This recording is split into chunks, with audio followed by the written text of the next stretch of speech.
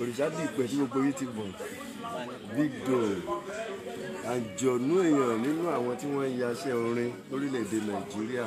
Àmọ́ ti sọ fún pé gbogbo ìgbà táwọn bá ti wà lẹ́kọ̀ọ́ iṣẹ́ báyìí tá bá ti rí àwọn ògo ìràwọ̀ tí Ọlọ́run ń ṣe lólógo àwọn alálùbáríkà èèyàn láàmà jẹ́ kí gbogbo yóò mọ̀ bó ṣe ń lọ. Surprise visit la fi lè ṣe àjẹ́ kí wọ́n mọ̀ pé wọ́n máa wà on live lórí Gospel Street Talk Show wa ẹgbẹ́ ṣe máa ń wò wá ní gbogbo ìgbà. Àwọn gangan rèé ó kàn wù mí kẹ́ gbọ́ ohùn bàbá yìí lónìí lórí àwọn ètò yìí.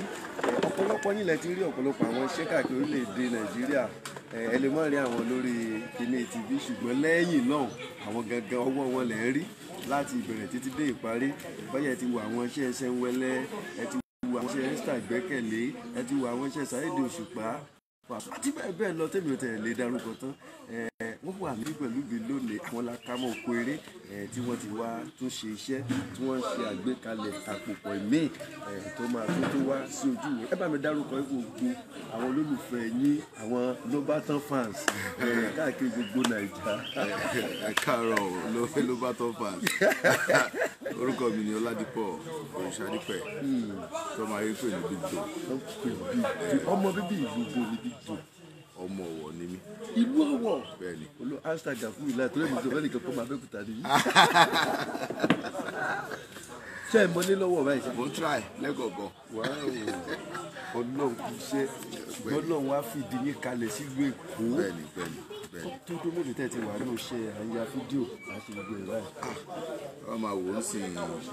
àti ń lo 20 lọ more than that. Kábíyèsí Ọlọ́run. Jẹ́ ẹ lọ́gàá nínú iṣẹ́ yìí àbí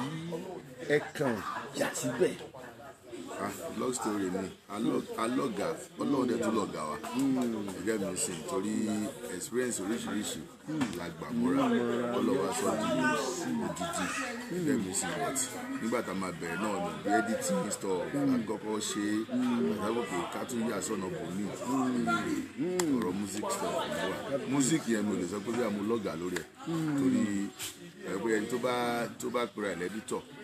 ó máa ní chance láti ṣe many things. Àwọn tó dẹ̀ approve náà ni pé tó bá jẹ́ editor you can direct tó bá jẹ́ continuity you can direct that's àwọn méjì tó ṣì wà point okay you can do this adẹ̀bẹ̀rẹ̀ náà béèrè àṣìṣe ọ̀fẹ́ dáadáa láyé alálùmọ́lẹ̀ bẹ́ẹ̀ ni ó ti ṣẹlẹ̀ nìyẹn. A ti tó àwọn mélòó tẹ́ ti bá ṣiṣẹ́ láwọn major artist tẹ́ ti bá ṣiṣẹ́ báyìí. Wàláì mo lè sọ mi because mi ò lè ka. Kábíyèsí Ọlọ́run. Wọ́n ti pọ̀ jù.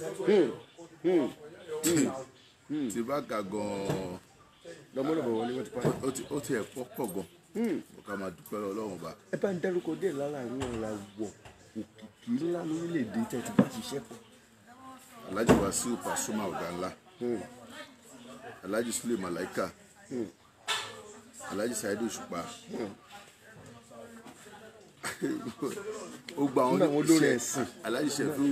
Alao. Olórin ẹ̀sìn. Esther Ìgbẹ́kẹ̀lé. Sẹ̀wẹ̀lẹ̀ Jésù. Adégbòdù. Àjùgbà Jésù. Mega 99. Èrè Salatu. Wọ́n Dare Melody wọ́n pọ̀ gan ẹnìkan parọ́ kan mọ́ yín lẹ́yìn. Lobatan. Lobatan náà ni Lobatan gangan mo fẹ́ gbọ́. ó ní tẹ̀ bá pàdé Big Doe gbéraga bí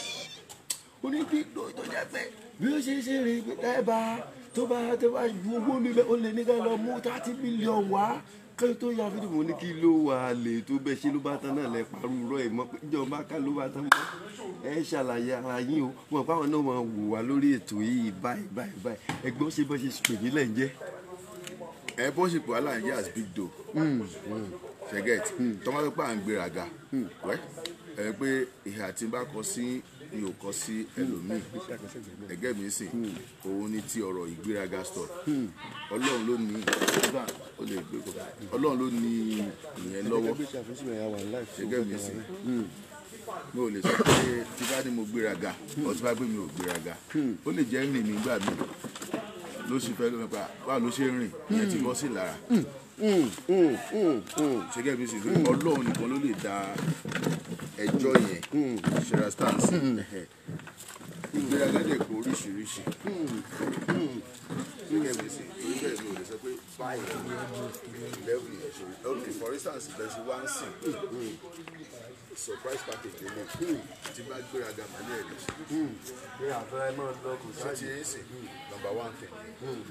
but mo gbà yín tọwọ́ tẹsẹ̀ mi ò mọ̀ pé irú ọ̀rọ̀ ìṣẹ̀lẹ̀ ẹ̀gẹ́ sí ẹ̀hẹ́ bọ̀tẹ́ tó bá gbé ìwọ̀n gbéraga wẹ́ ó kù kọ́ lọ́wọ́ ọba mi ò mọ̀ bó ṣe ń lọ bọ̀tọ́ bá sọ pé tó wó mo láìkó owó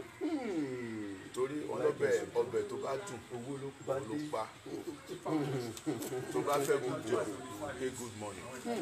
ìkọ́ tí èmi rí bẹ́ẹ̀ ni tí client bá pè fún nǹkan iṣẹ́ màá ní kí ni budget ẹ̀ lẹ́wù tó bá dẹ̀ fi fún mi náà nípa àwọn àfimọ́ tá a fẹ́ tó ti yé yín ṣe síbẹ̀.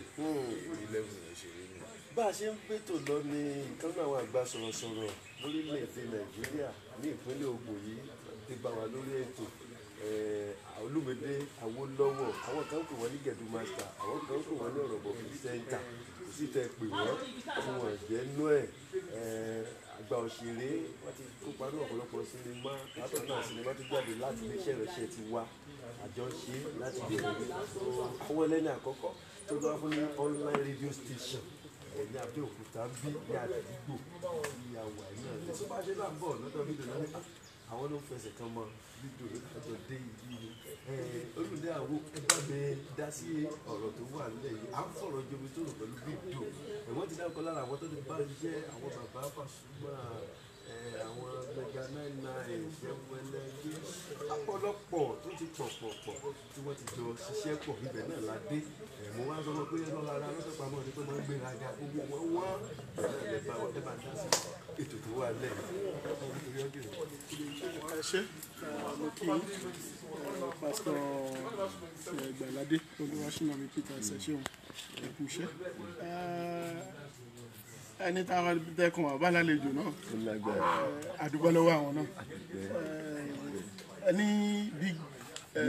Doe bẹ́ẹ̀ ni ok ṣe rí nǹkan tèmi bá lẹ́nu wọn òun ni Bíbélì gan sọ ó ní nípa èso wọn láti mọ̀ wọ́n nípa ìwà wọn òun náà la máa fi dá wọn lẹ́jọ́ ṣùgbọ́n Bíbélì náà ló tún ẹ má ṣe dẹ́nikẹ́ni lẹ́jọ́ ó gbé ìwà wájú ó tún mú wá sí. nǹkan tí mo bá lẹ́nu wọn yẹn mo rí pé lóòótọ́ àti lódodo wọn jẹ́ ẹnìkan tó jẹ́ pé kò sí ìgbéraga nù ọ̀rọ̀ wọn ìtòrí ìṣàṣàlẹ̀ ní tẹ́kàn lè lọ́ọ́ kúgiri mọ́lẹ̀ kẹ́ hébí ìgbín ó dẹ́ gbà ẹni tó sì ti dókè èèyàn ò lè tètè láǹfààní sùúrù wọn láti súnmọ́ wọn. ìwọ́n gbà tẹ pàdé mi gan tẹ ní ẹ ti rí wọn o kí n máa bọ̀ ó yà mí lẹ́nu pé just like that nítorí àsanwó tíkẹ́ẹ̀tì bẹ́ẹ̀ ni yìnyín kẹ́ni ó lè ṣe mí ni àmọ́ ẹ̀sán kankan tí mo bá lẹ́nu yín ẹni bẹ́yàn bá ṣe sanwó sí òun ni iṣẹ́ ṣe fẹ́ rí ẹ̀yin náà ò ní wò pé bẹ́yàn ò tiẹ̀ sanwó gidi fún mi torúkọ mi máa wà ń bẹ́ẹ̀ ẹ̀ ṣiṣẹ́ ju owó òun lọ ńgbà mí. ẹ ṣé mo really appreciate ọ̀rọ̀ tẹ́ sọ yẹn number one ìwà ìhà tó bá dẹ̀ tó kọ sí mi tó máa determine kan tí bá ṣe fún ẹ torí we have different artists that's a ní oríṣiríṣi artist ìlú ìwà tiwọn gẹ́gẹ́ mi sì tí èmi wà tẹ́ pé ó máa wá bẹ̀ pé mo fẹ́ sọ nǹkan báyìí tẹ́ bá ti wá gbà gòkè ẹ help ẹ ni o help ẹ máa di wàhálà. á di wàhálà ṣó ti gbọ́rọ̀. irú ẹ̀ náà máa ń ṣẹlẹ̀ sọ́dọ̀ yín. Seriously. èmi rò pé ọ̀dọ̀ àwa kan ni. Kò ló ń kà. ìrànlọ́wọ́ ló ń di wàhálà. Tó ti ń sìn. Tábà ní gòkè òkè lọ mú ibà tí ròrìn gòkè nǹkan báyìí ti gbọ́. Kí ni nǹkan tó fẹ́ sọ? Mo ò lóde sọ tèmi. Tí n bá sọ tèmi, o lè má lágbára ẹ̀ o lè fẹ́ sá lọ. Mi ò fẹ́ kó sá lọ torí òun ní kú yìí. kí n bá ṣe. At least tó bá ṣe náà tó hard ní aká ẹ̀ fún mi. Ìgbà tó bá yẹ kó kéré báyìí lọ, ó kéré báyìí lọ yàtọ̀ kankan báyìí sí. But mo assist ẹ o, but level báyìí. iṣẹ́ ìdébí. Jẹ́ pé orúkọ mi yẹn náà níwọ̀nba tí mo fẹ́ ṣe. Orúkọ mi ò lè bàjẹ́ lórí level tó ń bá ṣe fún mi, but kò lè mọ̀ pé nǹkan tí mo fẹ́ ṣe fún mi. Ṣẹ́gẹ́ mi sì gbà mí wà ilé kọ́ school fún artist mi pókè ẹ fẹ́ ṣe kan báyìí àjẹ́ndé òde ẹ wà rí kíní ẹ artist yẹn wà rí kíní yẹn ó máa mú kíní yẹn dání ó ṣẹlẹ̀ sí mi recently náà. Ṣé owó tó san tó tó nǹkan bẹ́ẹ̀ yẹn bẹ́ẹ̀ lẹ́nu mi wà tẹ́ pé tí a bá gbaṣẹ́ ń sìn àmẹ́ta bóyá ẹ̀yin lẹ gbaṣẹ́ yẹn wá ẹ ti gba iṣẹ́ yẹn ní oyè báyìí sí bọ́ ẹ sọ fún mi fẹ́ di ẹ ti oyè báyìí artist ẹ̀rẹ̀ bí ipò tó ń fún ẹ nìyẹn òun expect pé ó yẹ kó òun rí nǹkan báyìí nínú iṣẹ́ òun ìwọ tó jẹ gbaṣẹ́ wá fún mi o sọ pé nǹkan báyìí ló o ti gé kúrò náà ti gé kúrò bẹ́ẹ̀ náà mo wá ṣe nǹkan tí mo lè ṣe artist ẹ̀ wá rí i pé ó yẹ kẹ́ ṣe nǹkan báyìí ó yẹ ká lù wọ́n sáṣìwà náà ó ti ẹ̀ máa nǹkan tó ń ṣẹlẹ̀ reality nínú sọ pé mo á pe máa fẹ́ ẹjọ́ wa èlò lẹ san fún mi gan tẹ̀ ń béèrè nǹkan báyìí báyìí nínú iṣẹ́. bó ṣe náà oye báyìí ni mo sàn mo calm down pé oye báyìí lẹ sàn lẹ́nu wẹ̀ nǹkan tí èmi lágbára ni mo ṣe yìí o. ẹ wá lè lọ bá ẹnìyẹn o báyà yóò. bóyá ó lè hard títí ẹ mọ́ èmi ò ní láti lọ béèrè because tí n bá lọ béèrè o tún máa sọ pé ó má dàbí pé ẹ ń fi ẹnìkan bá ẹnìkan jẹ́. ó ti yé pé mo lọ wádìí ó yá bẹ́ẹ̀ kẹ lọ bá àṣírí ẹ̀yìn ẹ̀ṣẹ̀ tún nìyẹn ó pọ̀ bẹ́ẹ̀ tó bẹ́ẹ̀ mi ò lè sọ pé dáàsì máa ń sọ fún ọ pé mo máa assist wọn dáadáa àìmọye iṣẹ́ ọ̀fẹ́. ẹ̀yin náà máa ń ṣe é. àìmọye iṣẹ́ ọ̀fẹ́. ìrírọ̀ pa wà ní ìkànnì ọjọ́ kan Awólọ́wọ̀ ẹjọ́ ọ̀rọ̀ bọ̀ ẹjọ́ mo fẹ́ àbúrò mi fẹ́ ṣe wedding mo fẹ́ kẹ́ bá mi ṣe MC mo máa kọ́ fún yín lówó mọ́tò owó epo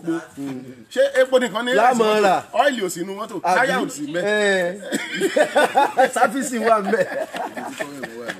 kọ́lọ̀ ṣàánú wa báyìí. èmi wà tó máa ṣe tó máa di wàhálà sínú lọ kábíyèsí Ọlọ́run. tó ṣe ó pọ̀ bẹ́ẹ̀ ni industrial entertainment tó bá lo iṣẹ́ ọ̀fẹ́ náà problem tó bá dẹ̀ tó iṣẹ́ ọ̀fẹ́ náà problem bọ̀ tó wá bẹ́tà kó bá iṣẹ́ ọ̀fẹ́ rí òun òkè. àwọn Yorùbá tẹ máa ń sọ̀rọ̀ kan wá ní iṣẹ́ ọ̀fẹ́ kì í yá torí kò sẹ́ni máa fọwọ́ kàn. ó possible but mi ò gbàgbọ́ yẹn ẹgbẹ́ mi sì mi ò gbàgbọ́ yẹn torí ìwọ tó gba iṣẹ́ o ti mọ̀ ọ́ ló ṣe ó dà for instance ó dà pé mo fẹ́ fún yín iṣẹ́ ń sìn òye báyìí ni mo fẹ́ fún yín àdéhùn yẹn ti wà jẹ́ kó jẹ́ kẹ́nìyẹn mọ̀ lọ́kàn pé òye báyìí ló fẹ́ gbà ó ṣẹ́gẹ́ ti ń sìn àdéhùn yẹn ti wà ń bẹ̀ now o wá gba iṣẹ́ yẹn tán o wá ń sọ pé iṣẹ́ yẹn ò bí ẹ kò yẹ kó ṣe wáyé tó fi gbà gbà tó mọ̀ pé kò pé ẹ. wọ́n tẹ̀ sọ kan pé àwọn mákẹ́tà máa ń sọ pé dandan iṣẹ́ tẹ̀ bá ti yà àwọn ò ní gbà. èmi ò mọ̀ yẹn Ọlọ́run ló ní yẹn lọ́wọ́ o. torí yóò ti tó ẹ̀mí èèyàn mẹ́ta mẹ́rin máa ń rìn tí tó o bá gbéṣẹ́ fún Big Doe mo wá ní àbí Big Doe ń sọ percentages fáwọn mákẹ́tà ni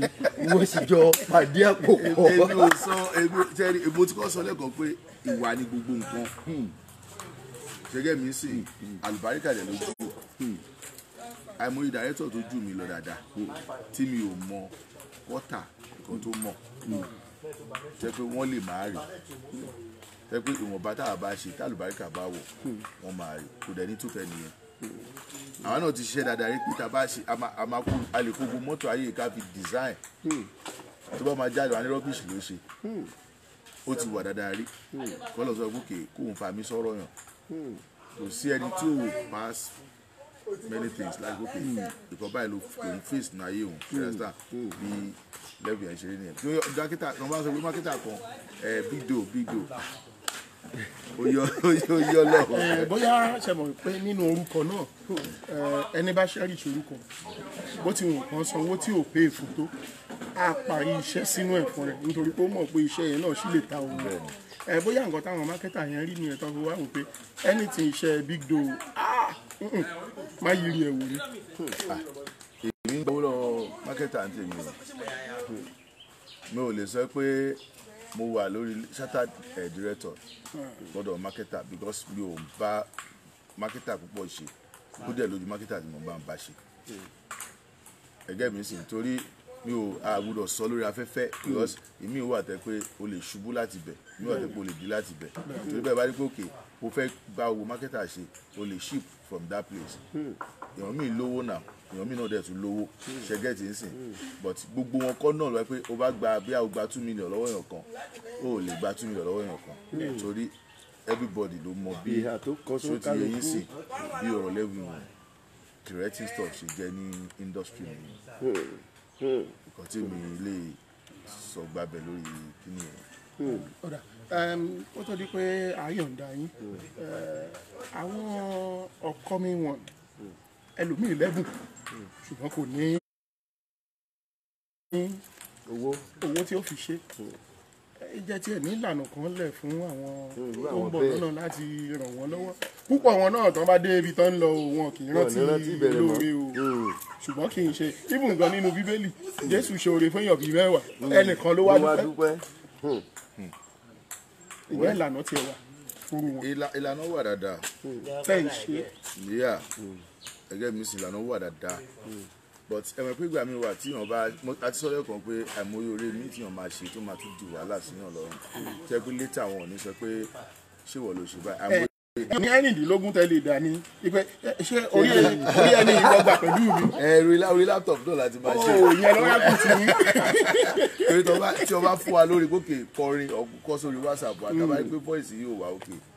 kò sí kan tó fẹ́ ṣe pé ọlọ́gbẹ̀ẹ́ ni oṣù máa try láti keep on ni ṣẹ́sà kò sẹ́ni tó fẹ́ gba orúkọ ẹ̀ jẹ́ náà sì òun try kí n tó hard name mọ́ name mi láti wà òkè èmi ò gbọ́ lọ́hùn pé kí name yẹn bàjẹ́ ṣẹ́gẹ́ mi sí ìyàtọ̀ tó wà nínú iṣẹ́ yìí ni àìmọye upcoming àìmọye ọtí ìgbògbọ́n tá ti gbé dìde lórí religion stuff yìí tá ti gbé dìde gbogbo ẹ̀kọ́ ni èèyàn máa sọ lórí àgbẹ̀. ẹ̀mí pé ẹni sound studio àti visual studio mo ní. tí wọ́n ti ń ṣe musical purely. tó bá jẹ́ ẹ̀gùn ọ̀rọ̀ wá gùn èmi mo wá ní mo máa fẹ́ wọ studio lọ́dọ̀ yín o. ẹ sanwó náà ni torí department ọ̀tọ̀ọ̀tọ̀ ni. a lè ṣe kòlábò.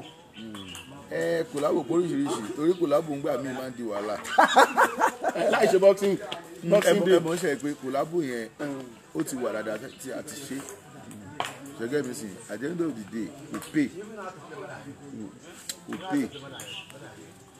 àìmọye tẹ́ pé ìgbà wíkẹ́ lo ní ìmọ̀ ẹ̀kẹ́ mi lo ní ìmọ̀ ká fi ṣe nǹkan kan pọ̀ at the end of the day ṣẹ́mi pé téèyàn méjì bá ṣe kan pọ̀ ìkan máa dùn fún kan náà ṣé ẹni tí ò dùn fún yẹn ṣó máa gbà bí ọpẹ́ ṣé kò máa bẹ̀rẹ̀ lára pẹ̀lú ẹnìyẹn ẹgbẹ́ ẹnìyẹn ló dẹ̀ pé ṣe nǹkan báyìí ibùgbọ́n ẹlòmíì gan tó máa pè yàn ẹni tó pè yẹn náà ó tún máa tún wà òkè ju ẹni tó láì dé àlọ́ ẹjọ́ ṣé inú ẹnìyẹn máa dùn tí inú ẹ̀ bá tẹ̀ ọ́ pẹ̀lú lánú kan tó fẹ́ ṣe àwọn ọ̀rẹ́ ẹ̀ ló máa ti borí ẹ̀ ò pé o gbọ̀gbọ́n yẹn ti ń lò ẹ́ àjò torí bẹ́ẹ̀ di bẹ́ẹ̀sì gbogbo kú wà ní wọ́n máa mọ̀ kó kọ́lọ́hún gbàdúrà ẹ̀ kó dẹ̀ dìde láti bẹ̀. ṣùgbọ́n láti dá dúró yẹn náà ó níṣòro nù torí ẹlòmíì ìràwọ̀ tó gbé wáyé gangan ìràwọ̀ ẹ̀ ò lè dárìn àbí kó rẹ́ ẹni tó máa sinmi lé ló lè fi débi tó ń lọ láyé tá a bá wá ní dá dúró yàtọ̀ pé kò lè dá dúró nù. ìyẹn ìràwọ̀ míì wà tẹ́ pé ó wà bẹ́ẹ̀ tẹ́ pé ìràwọ̀ onílára wà bó ṣe níràwọ̀ tó bá débẹ̀ báyìí ògo bẹ̀rẹ̀ lè yọ àdẹ́dọ̀dẹ̀ wọ́n á ṣe láì ẹ̀wọ́ ti padà sẹ́yìn nìyẹn that's oríṣiríṣi nǹkan ló wà náà ayé tẹ́ pé ọlọ́run dẹ̀ rí pé báyìí wọ́n ṣe dá olúkàlùkù bó ṣe wà torí bẹ́ẹ̀ wọ́n á sọ pé ọ̀rọ̀ kòlábò a lot ẹgẹ́ bí sìn a lot ẹ jẹ́ pé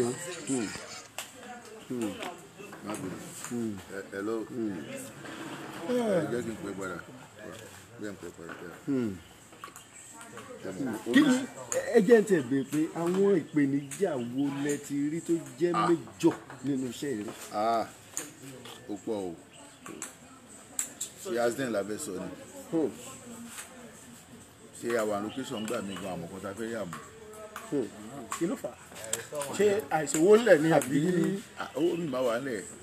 àbá ìṣe èèyàn lẹ̀. ara challenges náà ni. àbáwọn èèyàn kan dédé bí àbá ìdí àmà sá lọ. ẹ mọ̀ pé òkè ẹ kájọ bẹ̀rẹ̀ sí wọ́n sọ̀rọ̀ kan sí pé ẹ̀yin ẹni àkọ́kọ́ tó ṣe rédíò online kò dẹ̀ ti rí yín rí IAS. bẹ́ẹ̀ni. now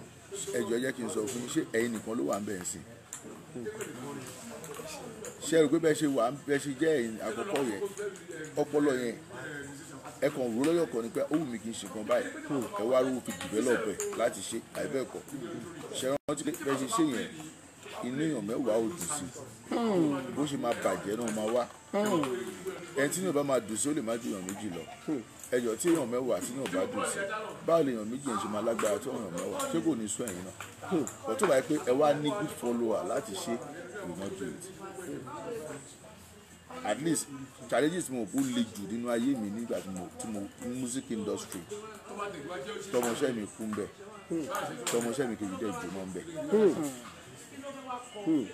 gbàgbọ́ fúnkè mi ò ṣiṣẹ́ iná. ó ti débẹ̀ rí. wọ́n ní mi ò ṣiṣẹ́ iná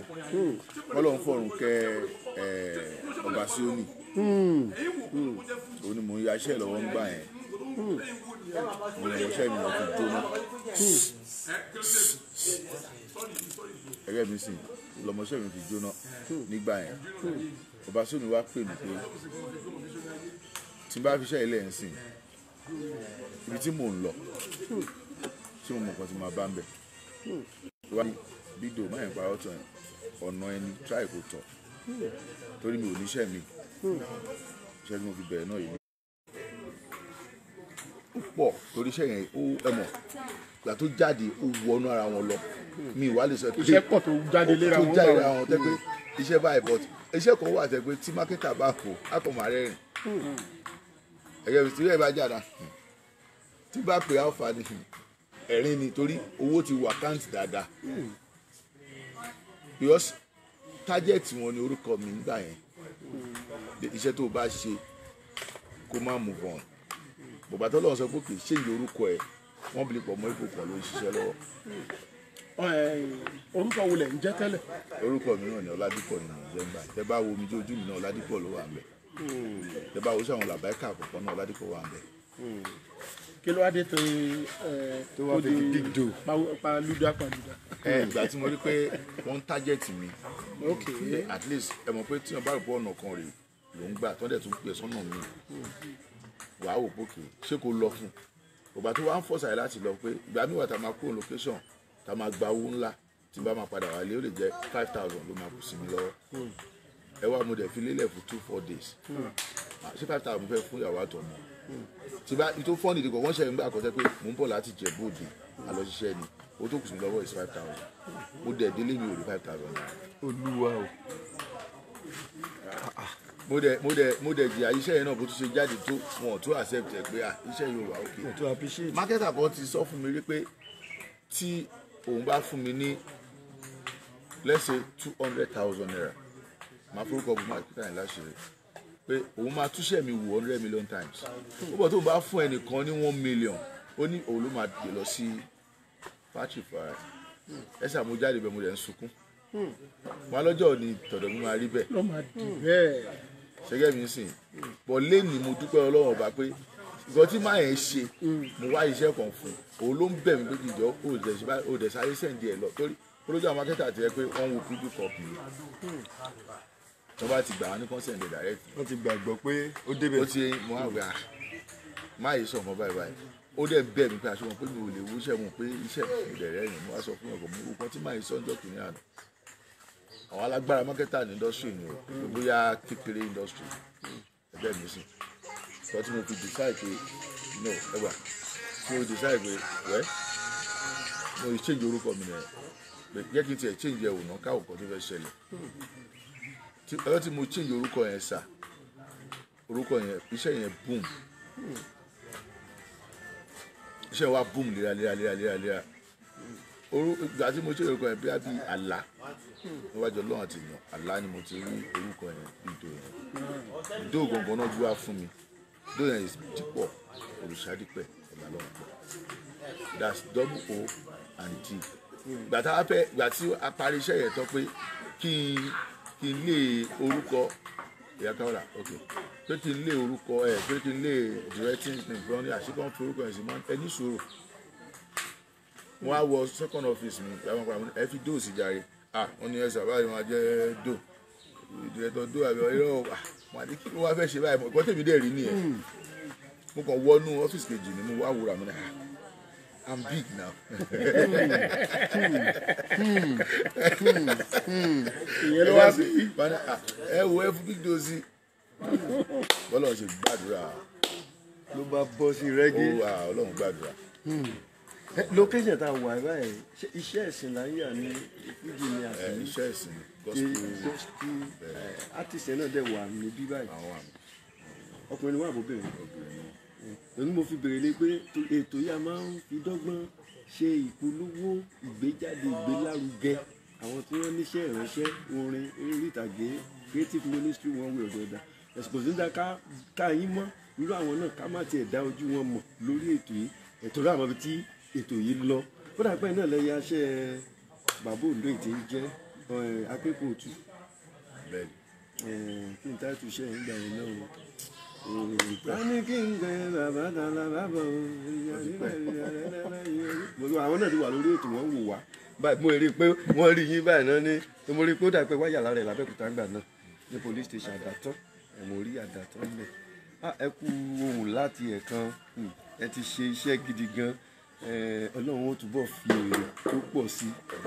ẹ ti mọ̀ ṣe báyìí ní tó máa tún jẹ́ kẹ́ mọ́ tún mọ̀ ọ́n ṣe mọ́ lọ́wọ́ mi jẹ́ kó dé báyìí kí n tó ní kẹ́ bá wọn pé artist yẹn ká dá ojú wọn mọ̀ ká gbé wọn sí orí ètò nínú àwọn tẹ́ ti bá ṣiṣẹ́ náà àwọn ìràwọ̀ yẹn tá lè bá iṣẹ́ tí ó jẹ́ pé jọ́tọ̀ tẹ̀ kọ́ pé bẹ́ẹ̀ lẹ́ ṣiṣẹ́ tí ìlú yìí dùn jù pé èmi náà fẹ́ ṣe irú iṣẹ́ ní ìṣá. pé ó wù pé kóun ṣiṣẹ́ ni. tínú ti yín dùn pé irú ẹni yẹn pè yín ṣe mọ̀ kí bí ìsàn ní dédé pè yín báyìí pé. wọ́n pọ̀ o wọ́n pọ̀ o ní ìtẹ̀sọ́ pé èèyàn báyìí bọ̀ wọ́n ṣẹ́ni wọ́n pọ̀. òdà ìjà sọ pé ìjọ tí Alhaji Pasuma pè yín pé àbí wọn ló máa ṣe iṣẹ́ mi tó jẹ́ gbà àkọ́kọ́ tẹ máa kọ́kọ́ bó lẹ ṣe fíìlì ọjọ́ náà. àlùbáríkà ni torí iṣẹ́ tí mo yà àlùbáríkà náà ni táìtù ẹ̀ kò sí ẹni tó wo iṣẹ́ yẹn tí ó mọ̀ pé no iṣẹ́ àlùbáríkà yẹn ó dẹ̀ bí iṣẹ́ fújì bíi mẹ́fà àlùbáríkà ni orúkọ ro àlùbáríkà ni Alhaji náà àlùbáríkà ni ìgbà náà máa ń pè mí ní àlùbáríkà director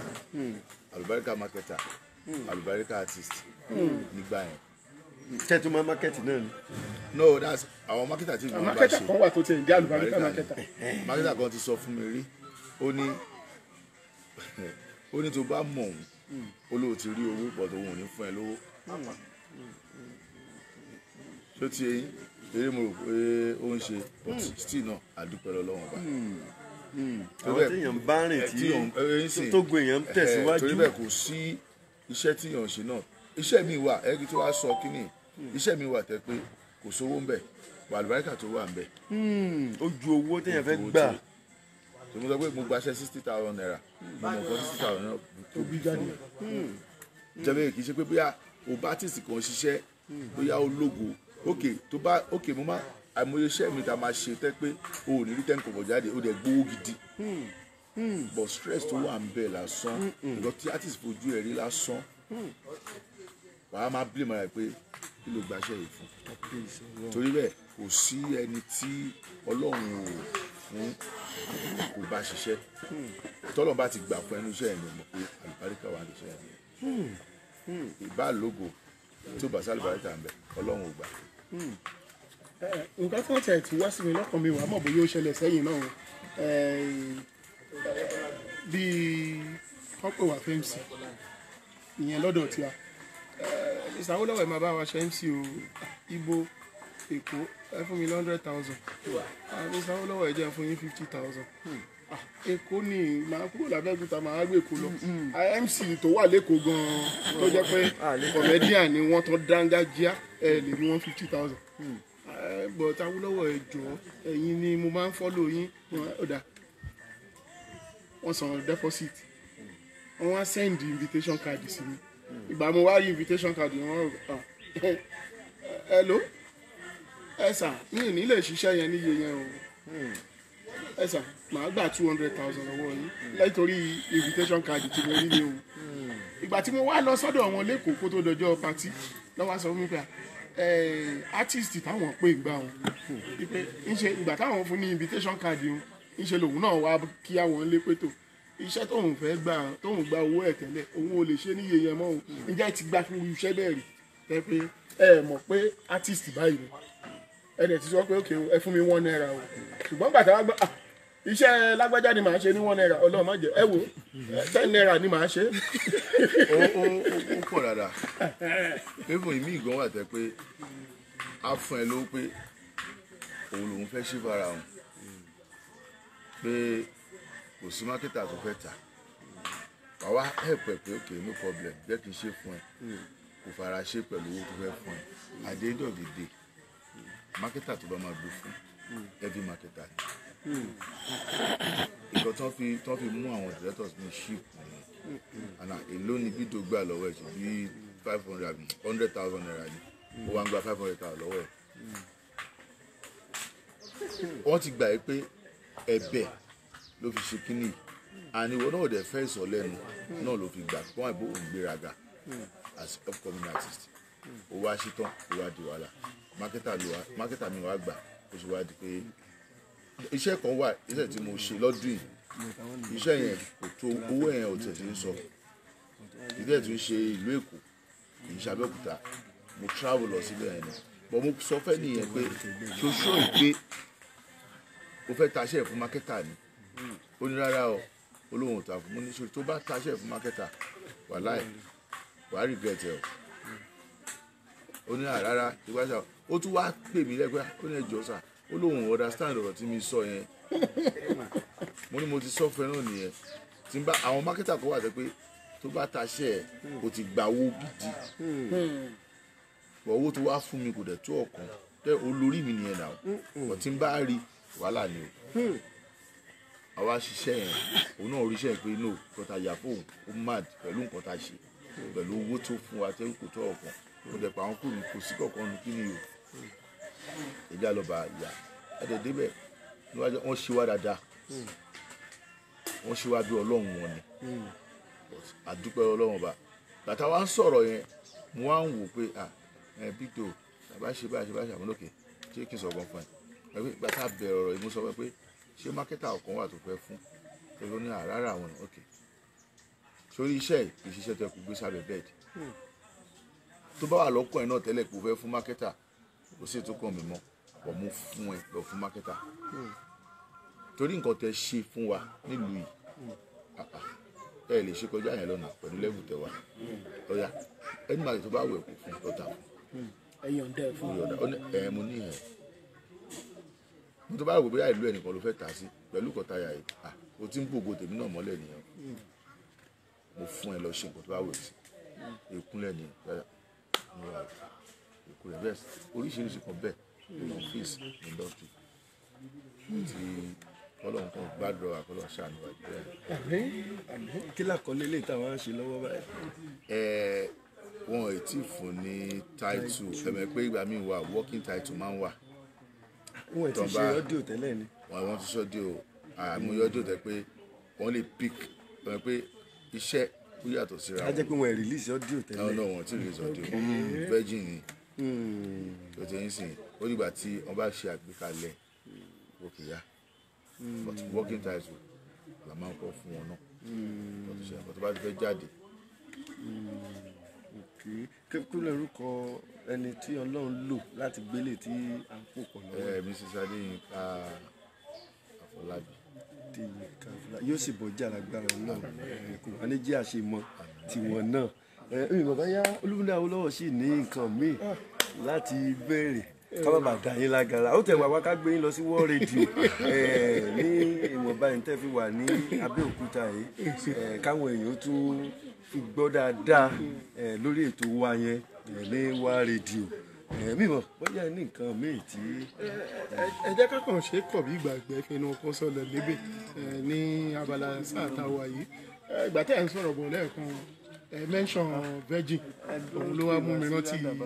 babaláwo tán ní kán fẹ́ ṣètùtù kí ìlú lè tòrò kó lè túbà àwọn irúnmọlẹ̀ wá béèrè pé ẹni tó máa gbẹ́bọ o ó gbọ́dọ̀ jẹ́ wúndíá tó sì ní balẹ̀ àmọ́ ńgbà tá a máa lẹ́yìn ọ̀rẹ́ yìí babaláwo ti fún wúndíá lóyún ṣe mọ̀ pé ẹbọ ti gbà. àwọn tí òun la máa ṣẹ́kọ̀ bí ìgbàgbé fẹ́ni ọkọ̀ ṣẹlẹ̀ níbi àgbè mi ṣetán agbẹ́rin ilé aró àlùkò mi ṣetán àlùkò ọ̀rẹ́ ilé èkó sùn lékelèké mi ṣetán ọ̀rẹ́ ilé èkẹ́ fún Awólọ́wọ̀ Olúmídé lórúkọ tèmi OSETEAGMP Gẹdú Master tí ò ní pé méjì bẹ́ẹ̀ lómi bá tún darú ara wọn yóò máa tọ̀ lẹ́yìn bó ṣe máa yínú. Gẹdú Master yẹn ó ní tó bá dé o tó láwọn tó ń gbọ́ tán mọ̀ túmọ̀ Gẹdú Master èmi á wá ṣàlàyé ẹ̀ dáadáa kò sí tó bí Gẹdú Master ju pé àwọn máa ń fẹ́ dára tẹ́lòmí ò dàrú rẹ̀ rí sọ wọ́n ti wá sọ pọ́jọ́ ìgbéyàwó wọn àwọn ò ní fi mọ́tò tó dájú ìgbéyàwó wá ṣọ́ọ̀ṣì mọ́tò Gẹdú agbégi lódò òun ni wọ́n fi gbé ìyàwó wá sí ṣọ́ọ̀ṣì lọ́jọ́ bọ́n sì ṣe gẹ́lẹ́ àwọn pírẹ́sì gbé o gbogbo èèyàn lórí o so Gẹdú náà fi gbé ìyàwó lọ ṣọ́ọ̀ṣì bọ́n ṣe di Gẹdú Master nìyẹn orúkọ ńlá ni Peter Olúwaṣínayọ̀ náà ni lórí ètò Gospel Street Talk Show níbi tá a ti máa ń fi ṣe àfihàn àwọn ìràwọ̀ ẹ̀mí. Mo sọ fún yín láìpẹ́ bàbá máa bá mi lóye ń bọ̀ láìpẹ́ yìí a sọ̀rọ̀ láìpẹ́ yìí wọ́n ní wọ́n fáwọn alákòókò díẹ̀ bàbá ń bọ̀ bàbá Ṣọlá Mike Agboola ẹ̀ tí gbogbo ìmọ̀ láti Ifom nílùú Ìlọrin àwọn náà ń bọ̀ lórí ètò yìí mo dúpẹ́ lọ́wọ́ Ọlọ́run fún ìgbé ayé Gẹdú Master Olúmídé Awólọ́wọ̀ ìkànnì àwọn ọ̀gá dáadáa lórí rédíò ní ìpínlẹ̀ Ògùn níbí tí wọ́n bá wa lẹ́nu ètò tí àjọṣètò pẹ̀lú bàbá òrìṣà dípẹ̀ tí gbogbo yín mọ̀ sí Big Doe àwọn èèyàn tẹ̀ dórúkọ yín gangan mọ̀ Big Doe yìí ni ẹ bá ti là mọ́lẹ̀ ọmọ sọ kò lórúkọ méjì torí àwọn iṣẹ́ ọ̀fẹ́ yẹn àwọn iṣẹ́ ọ̀fẹ́ kan ń bọ̀ tó lálùbáríkà táwọn tẹ̀ tì sí láti nú ètò yìí tó láwọn èèyàn kan nú ètò yìí tá a máa ń fẹ́ káwọn tá a bá ṣé wò báyìí ó yá bó tẹ̀ jẹ́ tíráàkì kan ẹ fi ẹ̀kọ́ lè jẹ́ pé lórúkọ ètò yìí o àwa náà ṣe nǹkan kan fún àwọn èèyàn tí kó fíìmù fún wa kóre fún wa ẹ fún àwọn èèyàn lórí ètò yìí àwọn èèyàn fún wa lówó fún àwọn èèyàn lórí ètò àti bẹ́ẹ̀ bẹ́ẹ̀ lọ bàbá òrìṣà ẹ bá mi dárúkọ ẹ lẹ́ẹ̀kan sí fún gbogbo àwọn olólùfẹ́ yín. orúkọ mi ni Ọládípọ̀ Òrìṣàdípẹ̀ mi mọ̀ bóyá tó máa ń pè ní Big Doe. ẹ bá mi júwe apá ibi tí ọ́fíìsì yín yẹn wà dáadáa torí àwọn kan fẹ́ bá yín ṣiṣẹ́ pé ojú yín lè lòun ò ṣe lè approach yín ẹ jẹ́ pé mọ̀ pé ojú yín ò lè. ẹ tó dùn balẹ̀ kó pè mí lórí fóònù. ọ̀yà ìsọ̀nà báyìí. 080-230-8720 ẹ má flash o. owó ni kó flash ẹ pè nọ́mbà ẹ lẹ́ẹ̀kan. 080-230-8720 lágbára Ọlọ́run àti ẹ̀ máa wá bí wákàtí kan sí méjì gbáko tá a máa fi wá ṣe lọ́fíìsì yín lọ Street Talk Show lápè tá a rìn kiri àdúgbò yín tẹ́ fi bíbẹ̀ ṣe rí ibi ilẹ̀ tí ń ṣe lé ìbílẹ̀ ṣe rí rèé ìkankan láìpẹ́ náà la máa ṣe arrangement yẹn tá a máa wá sí Èkó. ẹ ṣé o mo kí oníyàn mo kọ́ lọ́bẹ̀ mo kí gbogbo ẹ̀ tẹ́ wò wá gbogbo ẹ̀ tẹ́ fi dátà yín wò wá àdúpẹ́ lọ́wọ́ yín o God bless you.